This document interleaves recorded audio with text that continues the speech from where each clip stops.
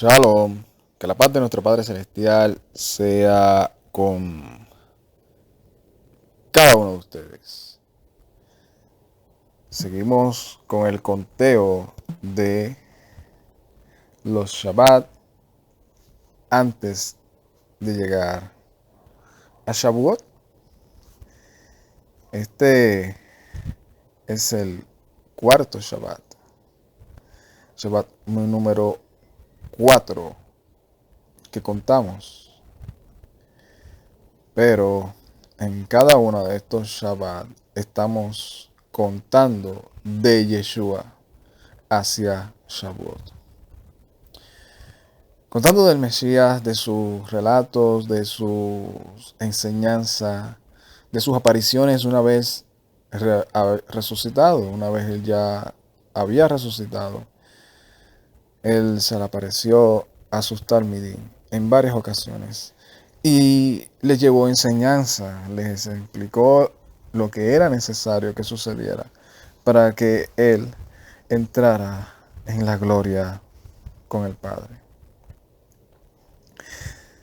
También estuvimos hablando de que esa es una de las cosas de las cuales nosotros nos enfocamos.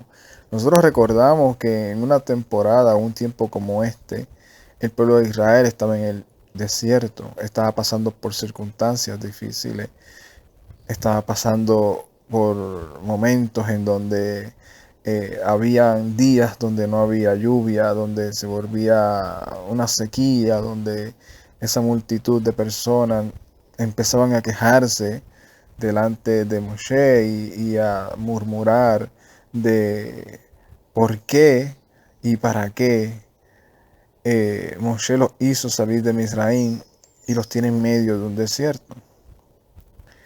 Y estuvimos hablando de que en medio de todas esas dificultades, vimos como el Eterno tuvo cuidado de ellos. Cosas de las cuales ellos no se acordaban de ese cuidado o no lo tomaban en consideración a la hora de ellos sentirse en situaciones difíciles. Se sentían en situaciones difíciles y lo primero que pensaban o lo que manifestaban, según lo que está relatado en la Escritura, la mayoría de ellos era murmurar contra el Eterno, murmurar contra Moshe y contra Aarón. Y se preguntaban, ¿por qué nos traíste hasta aquí? ¿Nos traíste para sufrir? ¿Nos traíste para que nos muramos en este desierto? O sea, ¿tú crees que en las circunstancias en las que nosotros nos encontramos, en las que nosotros estamos viviendo ahora mismo, habrá una esperanza en que nosotros podamos llegar a esa supuesta tierra prometida? ¿No te das cuenta de que ya nuestros hijos están casi al borde de hacer cosas que no queremos hacer porque nos están pidiendo agua? Nuestro ganado está en una situación en la que físicamente nosotros estamos viendo de que están adelgazando porque necesitan agua. Sin embargo, se olvidaron fácilmente o rápidamente que el poderoso los sacó del horno de fuego, de un poderío que parecía humanamente imposible en el cual ellos pudieran salir. Los sacó y los llevó por medio del desierto y los llevó a pasar un mar de los juncos, el cual se abrió específica y exclusivamente para que ellos pasaran. Eso provocó que ellos llevaran un cántico, pero luego se olvidaron de ellos una vez les faltaba agua. Una vez les faltaba agua, empezaron a murmurar. Una vez les faltaba alimento, empezaron a murmurar. Una vez cuando no podían comer el alimento que tenían accesible en Misraín, empezaron a desearlo en su corazón en medio del desierto.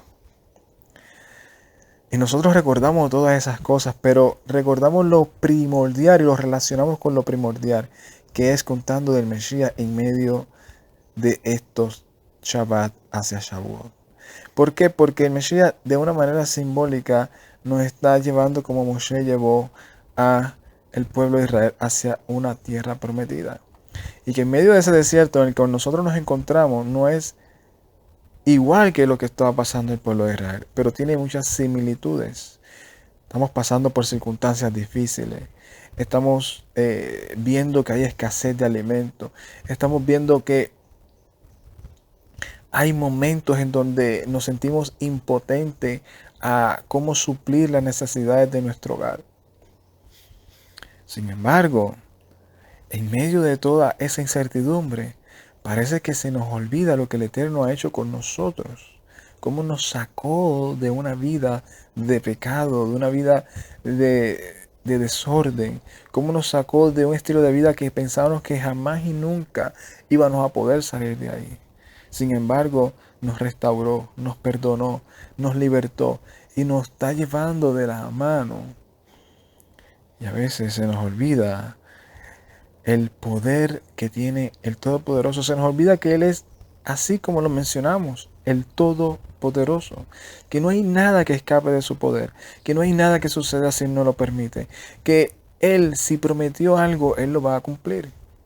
Que si Él prometió que nos va a llevar por medio de un desierto, por medio, como dice Shaul también, y como dijo también Yeshua, en medio de lobos rapaces, en medio, y nosotros como ovejas, sabemos que aunque hayan lobos rapaces alrededor de nosotros, buscando asustarnos, buscando creándonos que tengamos temor, buscando que nosotros nos sintamos culpables por pecados que hayamos hecho en un pasado, buscando que nosotros abandonemos el camino y corramos hacia otro lugar y caigamos en su trampa, nosotros podemos estar seguros de que ese pastor que va delante de nosotros nos va a proteger y no va a permitir que ni tan siquiera un cabello de nuestra cabeza perezca. Que así como dijo en una ocasión Shaul, que ni la muerte, ni la vida, ni lo principado, ni potestades, ni lo presente, ni lo porvenir, nos puede separar del amor del Todopoderoso que es en el Mesías Yeshua.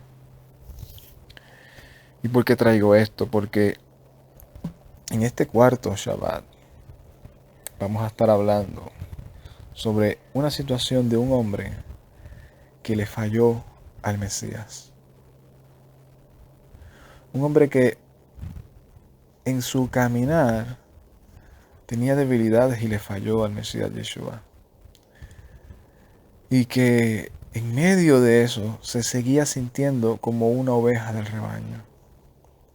Se seguía sintiendo como un hombre que no era digno del perdón, pero a la misma vez se sentía perteneciente a que ese pastor podía hacer con él lo que quisiera. Podía echárselo a los lobos o podía curar su herida y permitir que se quedara en el redil. Podía darle un cuidado y podía ayudarlo a que no se volviera a descarriar o que no volviera a fallar. Porque se acordaba de todo lo que Mesías había hecho en su vida. Y que es poderoso para volverlo a restaurar. Cosa que dentro del pueblo de Israel, en medio del desierto, muchos de ellos no tuvieron esa oportunidad. Se quisieron seguir empeñando, como dice en muchos de los salmos y en muchos de los profetas, en el conocimiento y en el deseo de su propio corazón, en sus razonamientos, y no confiaron en la palabra del Todopoderoso. Y es bien interesante porque nosotros vemos que Moshe le dio la Torá a todo el pueblo. Se las explicó, se las enseñó, se las recordaba. Sin embargo, dicen, ustedes nunca han conocido mis caminos. Ustedes nunca han entendido ni han escuchado mi voz. Y eso está en una reacción o el autor relata eso, dejando saber que no era que ellos no lo habían escuchado, no era que ellos no lo habían entendido, era que ellos no lo estaban aplicando a su vida. Por lo consiguiente, estaban demostrando que tenían un desconocimiento de los beneficios de lo que es la obediencia. Obediencia que trae bendición, pero ellos decidieron seguir bajo sus razonamientos y no volverse el creador. Hay un tema que surge en cada uno de los momentos difíciles que la humanidad pasa, y es que dentro de las sociedades religiosas aún de las que no son religiosas, se empiezan a apoyar en textos y los aplican a su vida, pero no saben cómo realmente aplicarlos. Solamente creen que solamente es un acto simbólico y que eso es suficiente para que el Creador escuche sus oraciones y las conteste. Por poner ejemplo, lo que aparece en Crónicas y en Reyes, que es cuando Shlomo o Salomón empieza a hacer una tefilá, una oración delante del Creador a favor del pueblo. Y recita lo que Moshe había escrito en la Torá. Y recita y dice, si tu pueblo se humillare y se volviera de sus caminos y se escuchara tu voz, tú los perdonarás en donde quiera que estés y los volverás a su tierra y restaurarás. Y muchas personas creen que eso es solamente una oración simbólica que va a dar resultado así porque sí. Y muchos de ellos van y se reúnen en cierto lugar, oran con buena intención, desean realmente arrepentirse, pero sin conocimiento. Porque eso de volverse a el Padre y se arrepintieran de lo que estaban haciendo significa que van a ir directamente a la instrucción del Padre y a escucharla, a ver realmente lo que el Padre quiere y comenzar a aplicarlo y a obedecerlo en sus vidas. Dejar a aquellos que ellos reconocen que fue lo que causó que la ira del Padre cayera sobre ellos y los hubiera esparcido, y ahora ellos quieren que volver y decir, si antes no estábamos cumpliendo con estos mandamientos, ahora yo me arrepiento de haberlos abandonado, de haber abandonado la ley que el Padre estableció. Y ahora yo voy a volverme a esa ley porque eso es el simbolismo, ¿verdad? Que me identifica o que hace o demuestra realmente que yo me he vuelto al Padre. Esa es la acción que demuestra que realmente yo me arrepentí. Cuando yo digo, yo me arrepiento de haber violado un mandamiento, ahora yo demuestro que yo estoy arrepentido, no volviéndolo a violentar o haciendo todo de mi parte para aplicarlo en mi vida y no volver a ser un transgresor práctico, continuo. ¿Y por qué traigo todo esto? Porque sí, vamos a estar hablando de ese relato en el cual el Mesías Yeshua, después de resucitar, se le apareció a sus talmidim. Y cuando se le apareció a sus talmidim en una de esas veces, ¿verdad?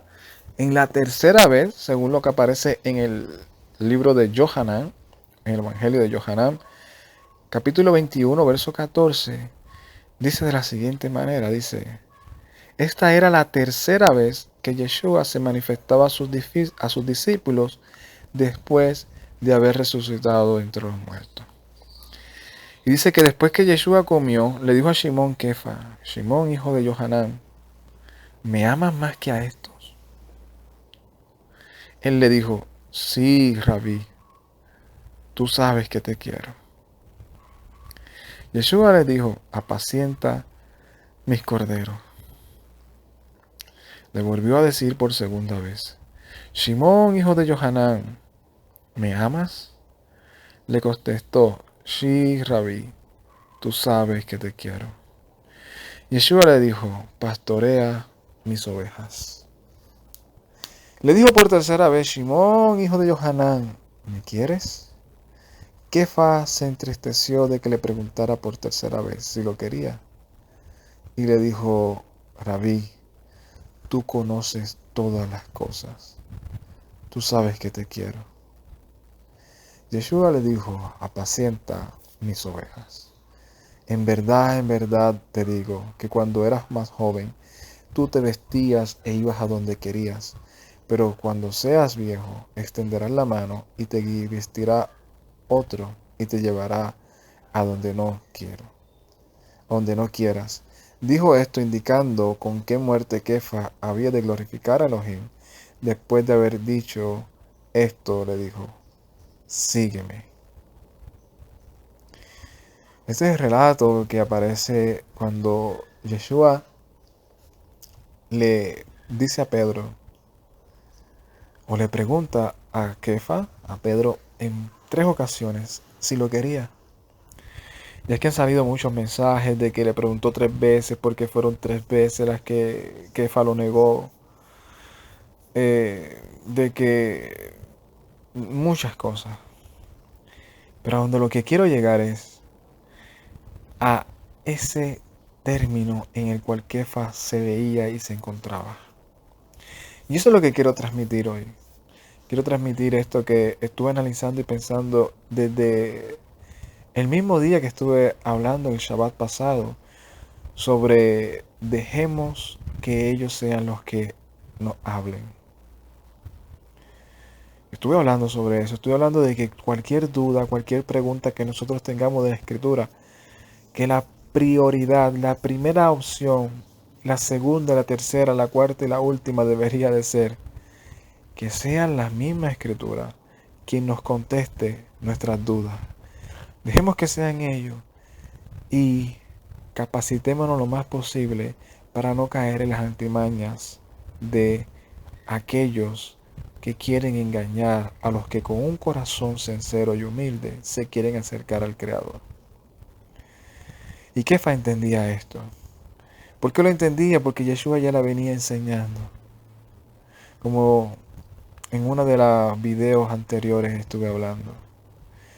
Cuidado con la levadura de los fariseos y los saduceos. Ya Kefa había entendido esto. Kefa había entendido que no había nada ni nadie en donde encontrar vida eterna. Kefas se lo expresó a Yeshua en una ocasión.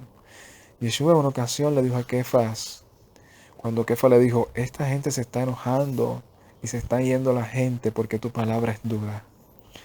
Yeshua le dijo, ¿te quieres ir tú también?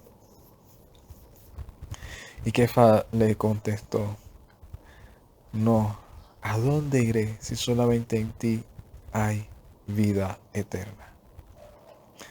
Kefas entendió, yo soy una oveja de este rebaño. Y como soy una oveja de este rebaño, en donde más seguro yo estoy es en las manos de mi pastor. Y ese pastor eres tú, Yeshua. Aquí es donde yo encontraré la seguridad de mi vida eterna. No en otro rebaño. Porque si me voy a otro rebaño, aquellos pastores, ya tú me enseñaste que son pastores que no son verdaderos, que quieren entrar por una puerta que no es la correcta, que quieren brincar, que a la hora de la verdad abandonan a sus ovejas y se van porque son asalariados. Pero tú eres el buen pastor. ¿Quién fuera de ti puede darnos vida eterna? Y entendiendo esto, Kefa, en medio de este relato, cuando ve a su maestro, Kefa se avergüenza de haber estado en el estado que está. Kefa se sorprende a pesar de que ya lo había visto anteriormente y que esta era la tercera vez que se le había aparecido. Kefa entra en ese proceso de confrontación con el Mesías Yeshua y Yeshua le pregunta en 3 ocasiones si lo ama. Y creo que en otras ocasiones yo he hablado de este tema. Y he puesto aún en mi perfil esa foto donde dice, Yeshua le dice a Kefa, ¿me amas? He aquí tu nombre. Porque es una de las cosas que tenemos que nosotros ponernos. ¿Realmente nosotros amamos al Mesías Yeshua? Porque tal vez hemos fallado, tal vez hemos sentido mal, tal vez, pero ¿cómo estamos viendo al Mesías Yeshua? Lo estamos viendo como un hombre rúgido, un hombre que nos va a apartar de su rebaño y que no nos va a demostrar más cariño, no nos va a demostrar más amor, que no nos va a dar la oportunidad de, de decirle a Él que estamos arrepentidos. ¿Acaso el Mesías no sabe que aunque tengamos nuestras debilidades humanas, no le amamos? Yeshua sabe, Yeshua sabía que Kefa lo amaba. Yeshua no le preguntó porque quería saber si Kefas lo amaba o no. Yeshua lo sabía. Y por eso es que Kefas lo entiende y se lo expresa. Le dice, Rabí, tú conoces todas las cosas. Tú sabes que te amo. Esto es algo para analizar y para pensar, porque sí hay que tener un balance y no podemos apoyarnos en este amor que el Mesías nos tiene para nosotros entrar en un proceso de libertinaje, por un proceso de, de descuido, un proceso de hacer todo lo que queramos hacer sabiendo que podemos ir donde Él y porque tenemos en nuestra mente psicológica de que le amamos, Él nos va a perdonar. No. Cuando uno ama, uno lo demuestra con sus hechos.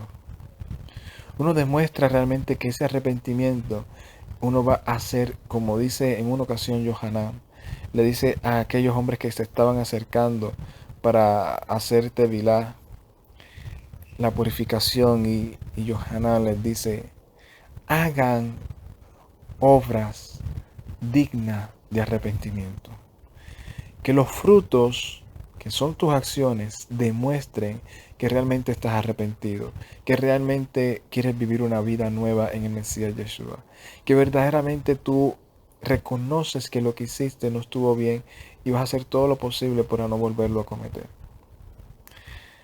Esto es un tema que desde el Shabbat pasado yo he tenido pensando y pensando en la mente y analizando realmente cuál es nuestra relación con el Padre por medio de Yeshua. Eso es lo que en una ocasión Yohanan también dice, si nosotros pecamos, abogado tenemos delante del Padre, al Mesías Yeshua. ¿Por qué? Porque esa es la actitud que deberíamos de tener. La actitud no es nosotros estar siempre aplaudiendo y alabando o consolando a la gente que está cogiendo a juego lo que es el Evangelio. No. Nosotros tenemos que ser firmes y conscientes con la verdad. La verdad no se vende, la verdad se defiende con los hechos de la Escritura y con nuestras acciones. Y eso significa que la verdad se defiende por sí misma. Nosotros tenemos que estar conscientes de que si hay alguna situación en la que debemos de amonestar a alguien, lo vamos a amonestar, en la que le tenemos que decir, estás pecando, eso no es correcto, tu vida no es correcta delante del Creador, o por lo menos lo que estás haciendo en este momento no es agradable ante el Creador. Busca modificarlo, busca quitarlo de tu vida, busca arreglarlo, busca restaurar tu vida. Eh, Dentro de lo que estábamos hablando también, relacionándolo con lo que estábamos hablando en el video pasado, si tú reconoces que lo que estuviste practicando, por más intención buena que te lo enseñaron en tu comunidad, en tu sistema religioso, y lo hacías con todo el amor del mundo y aún lo veías como algo bueno, a lo mejor lo veías como algo que te gustaba, pero si dentro de todo eso tú estás reconociendo que aquellos que te están hablando hoy, que es la escritura, que estás tomando esa decisión de que sea la misma escritura, los autores de la escritura quienes te contesten esas dudas, si tú reconoces que lo que estuviste haciendo no estuvo bien, que lo que estabas defendiendo no era bíblico, debes de tener esa humildad para reconocerlo y para apartarte o decirle al Padre que te ayude a desaprender eso que ya tienes como un aprendizaje y empezar a aprender lo que es correcto, lo que la Escritura realmente dice. Y ese fue el trabajo de Yeshua. Yeshua hizo un trabajo con sus discípulos enseñándole cómo servirle al Padre de la manera correcta y no como el sistema farisaico, judaico, saducaico les había enseñado. Y Yeshua también aclara que no todo lo que esos fariseos y saduceos judaicos enseñaban estaba mal, no. Pero decía, pero hay levadura en sus enseñanzas. Hay cosas que sí son correctas, hay cosas que sí son aplicables, pero hay levadura también. En otras están quebrantando los mandamientos por seguir sus tradiciones y sus costumbres. Y si hoy en día nosotros hemos estado siendo confrontados con eso, es como si Yeshua nos estuviese diciendo frente a frente, ¿me amas? Si me amas, sígueme, sígueme a mí, sígueme a mí. Eso es lo que Yeshua les enseña.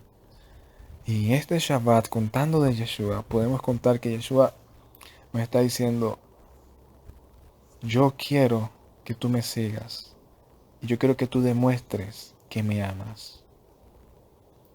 Porque la primera persona que se debe de pastorear a sí mismo somos nosotros.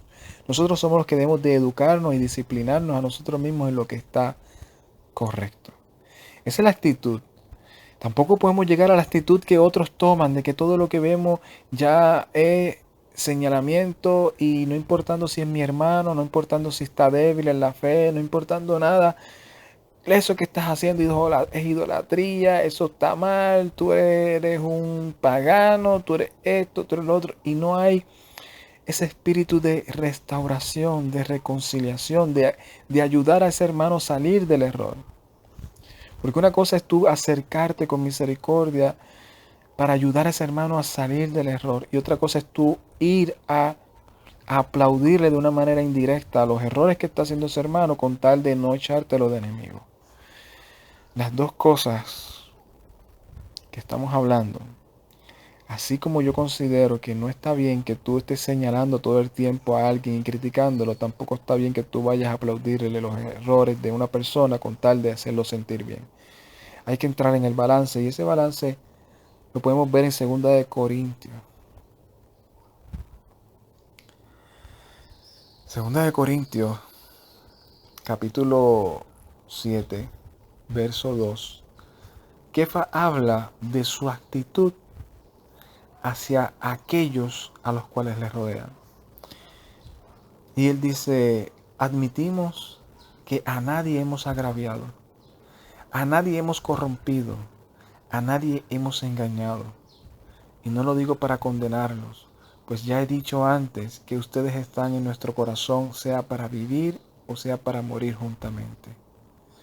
Y con mucha franqueza les digo a ustedes, que mucho me estoy alegrando con respecto de ustedes, y estoy lleno de consolación y sobreabundo de gozo, aún en todas nuestras tribulaciones.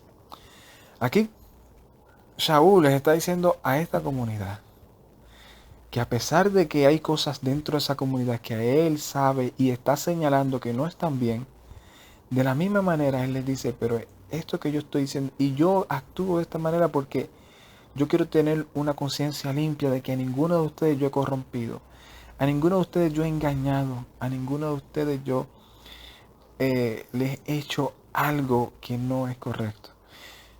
Y eso es lo que Yeshua también dice en una ocasión. Yeshua dice que es casi imposible que no vengan tropiezos en esta vida en la cual nosotros vivimos. Pero dice, pero ay de aquel que es el que provoca que otros tropiecen. Mejor le sería que se atara una piedra y se hundiera antes de presentarse delante del tribunal y que sea hallado culpable por ser piedra de tropiezo a uno de los pequeñitos. Aquellos que a veces hacen y hieren a otras personas y hacen que esas personas se alejen y los hacen tropezar. Eso tampoco es bien o no está bien delante del Creador. Romanos capítulo 15, verso 1 también habla de la actitud que tienen que tener los fuertes con los débiles.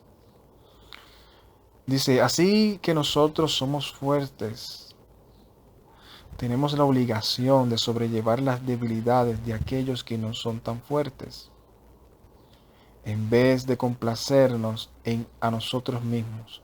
Cada uno de nosotros debe de complacer a su prójimo y actuar por su bien, así edificándolo. Porque ni aun el Mesías, se complació a él mismo. Antes bien, en el Tanaj dice, los insultos de aquellos que te insultan caen sobre mí, porque todo lo escrito en el pasado fue escrito para enseñarnos. Por tanto, con el Ruach, o con el aliento del Tanaj, dice esta versión, podamos pacientemente sujetarnos a nuestra esperanza. Y eso es lo que es la enseñanza del espíritu que debemos tener, un espíritu de restauración. Creo que en Kefas o Yohanan dicen también que nosotros debemos de sacar a aquellos que están indecisos y sacarlos del fuego de una manera simbólica. Dice que aquellos que hacen que un hermano se arrepienta, estamos librando al mundo de multitud de pecados. Estamos hablando de la actitud que tenemos que tener ante aquellos hermanos que quieren servirle al Creador, que tienen la intención de servirle, pero que están a veces en procesos de debilidades y fallan o de una u otra manera no saben aplicar la escritura de una manera madura. Y eso es lo que Yeshua le demuestra a Kefa. Le demuestra que su intención es un espíritu de restauración, de reconciliación. Y si Kefa estaba dispuesto a seguir al Mesías y a demostrar que le amaba, lo iba a hacer. En una ocasión antes de la muerte y resurrección del Mesías, Yeshua quería pasar por donde estaban los samaritanos hasta llegar a Jerusalén y los samaritanos no lo dejaron. O esa parte de los samaritanos no lo dejaron. Hubo uno de sus discípulos que se enojó y le dijo, ¿quieres que hagamos como Elías, que enviemos fuego y los destruyan? Y Yeshua le dijo, ¿qué espíritus tú tienes? ¿Acaso no sabes de qué espíritu yo vengo? ¿Con qué espíritu yo vengo? Un espíritu de... Porque ese es el propósito del Padre por medio del Mesías Yeshua. Restaurar y reconciliar todas las cosas. Y la intención del Padre es que no quiere que nadie perezca, sino que todos procedan al arrepentimiento. Entonces, ¿por qué ponernos en una actitud de como estuvieron los fariseos, que ni entraban ni dejábamos entrar, que ni hacíanos lo que realmente el Padre demandaba y enseñábamos a otros que tampoco lo deberían de hacer? Esto es algo que para muchos puede ser como este hombre está tratando de alivianar y de no ser, no.